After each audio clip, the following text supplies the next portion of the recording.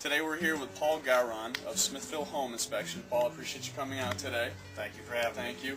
What Paul's going to do today is kind of take us through the 9 steps of a home inspection and really what it entails and what people are looking for in a home inspection. Very good. Well, let's go take a look. All right. Thank you, Paul. In southeastern North Carolina, homes are typically built on what's called a crawl space. There are no basements near the coast. This is an example of a crawl space. And Paul, when you examine a crawl space, what are you looking for? Okay, well, Nolan, typically what we look for in a crawl space is any signs of moisture, excessive moisture infiltration coming in. We check the moisture levels. We're identifying and checking the insulation to make sure the insulation's in place. And this home has a heating system in the crawl space as well, so we're going to be taking a look at that while we're in there. Okay. We do look for any type of damage, possibly from wood-destroying insects, perhaps. So that's one of the items. Okay, moving along, Paul, to the exterior of the house. What sort of things are you looking for in terms of damage, or what do you identify with the exterior? Okay, on the exterior of the house, we look at the type of foundation and foundation walls to see if there's any damage, cracks, or settling going on in that region. We also look at the siding to see what type of siding it is and to see if there's any damage to the siding from perhaps trees coming in contact with it, or any other type of moisture causing any damage. We also look at the doors. We want to see if the doors are sealing properly, if there's any rot in the door trim. Okay. Want to make sure the locks are functioning as intended on that. And then we look at the windows as well. We open every window, make sure it's opening and closing properly and latching properly to ensure security in times of high winds in that. So. Okay. Well, Paul, we're up on the roof right now, and just want to know, what typically are you looking for when you examine a roof? Okay, very good. Well, what we start with is identifying the type of roof and the type of roofing material. Okay. We take a look at the flashings to make sure they're adequate. Try to look for any damage to the shingles, either from wind prying or branches in contact with the shingles. Okay. We climb on all roofs if possible. On the steeper pitched roofs, we do try to study it real closely with binoculars. So what we're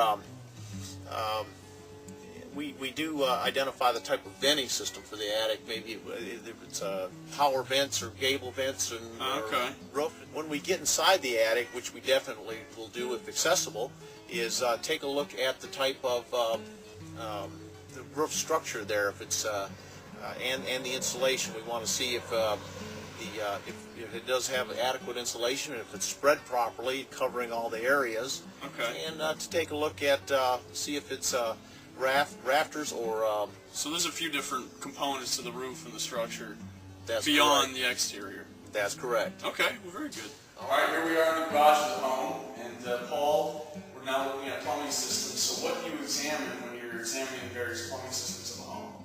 Okay, Nolan, when I start out looking at the plumbing system, I try to identify the location of the main water shutoff valve. Okay.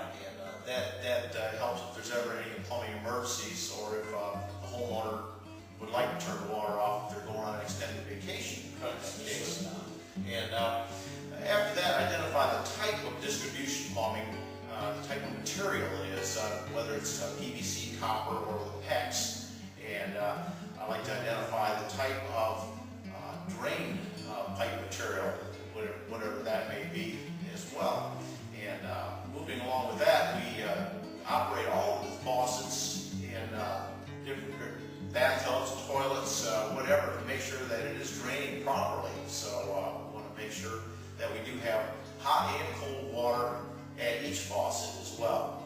And we like to make sure that the temperature is adequate but not excess. So we try to have a safe operation of that as well. Okay. All right, Paul, we're here in the laundry room, and with the electrical systems, what are you generally looking for when you test throughout the house? Okay, what we're looking for, we start out with the electrical service on the outdoors.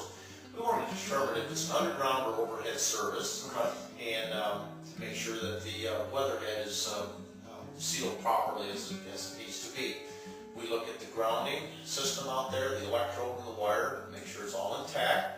And then we move into the interior and to the panels and panels. Okay. Where we do open them up and check the breakers, making sure wires are connected properly, make sure there's no overheating inside the panel, and try to determine if the breakers are adequately sized for the conductors and the device that's going to be operating or servicing. And from there we'll move on to the rest of the house and check every accessible receptacle. Okay. And look for proper operation, polarity of it, ground fault circuit interrupters, make sure they're tripping as they should. And we move on to check the lighting, make sure all the lighting fixtures are and switches turning them on are working properly as well. Okay. And that pretty much covers Right that. now we're outside by the condensing units of the heating and cooling system, Paul. And so what are you looking for when you test both heating and cooling? Okay, Nolan, typically what we have here in a home in this region is a heat pump system. Okay. And where it's your combination air and heating, it just reverses depending on the season, the type of the year. So what we look for on the outside is we look at the condensing units to see if they're properly installed, they're properly leveled. Okay. The electric feeding them is of adequate size. Okay. We want to make sure the hoses and the conduit is properly secured in place, and make sure all vegetation is clear away from that so we get proper airflow around there. All right, Paul, we're in the interior of the home now, and I know you look at interior door frames and things like that, so what exactly are you searching for? Okay, Nolan, in the interior of the home, we're looking for any type of discrepancy in perhaps in the walls, looking for cracks, see if there's anything unusual going on there, indicating type of settling. Okay. We're looking at the ceiling, see if there's anything going on with that as far as signs of moisture infiltration, perhaps from rainwater or a possible plumbing leak. Okay. And we'll look up there for cracks as well to see if there's any problems with the structure in that. Well, look at the doors. I want to make sure the doors are opening and closing properly. Okay. I want to make sure that the latches and locks are working, and then it's not binding at all. That may be an indication of some type of settling as well. Okay. From there, we look at the floor, see if there's anything going on with the hardwood floor, if there's some separation or if the floor is buckling, indicating a possible moisture problem in the areas below. Look at carpeting, see if there's any carpeting maybe pulling up or something, possible tripping hazards, things like that, just to be safe. Sure. Well, Paul, lastly, we're in the kitchen of the house, and I know you check appliances and things like that, so what exactly are you looking for potential problems, or what are you testing in the kitchen? Okay, Nolan, in the kitchen we're looking at all the fixed appliances such as the dishwasher. Okay. We'll test and run the dishwasher to make sure it's functioning as intended. Look at the ovens, the ranges, and to see if burners are operating properly as they should. The exhaust hood, the lights, want to make sure that the fan is exhausting properly, whether it's interior or exterior. Some homes have the microwaves in there. We do run the microwave to make sure it's heating properly.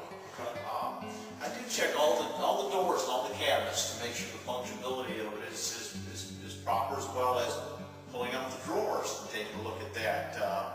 I like to inspect all the countertops, make sure there's no cracks, it's not separating, and that should about cover it. Okay. Thank you, Paul, and I appreciate you coming out today and going over this with us. You're welcome.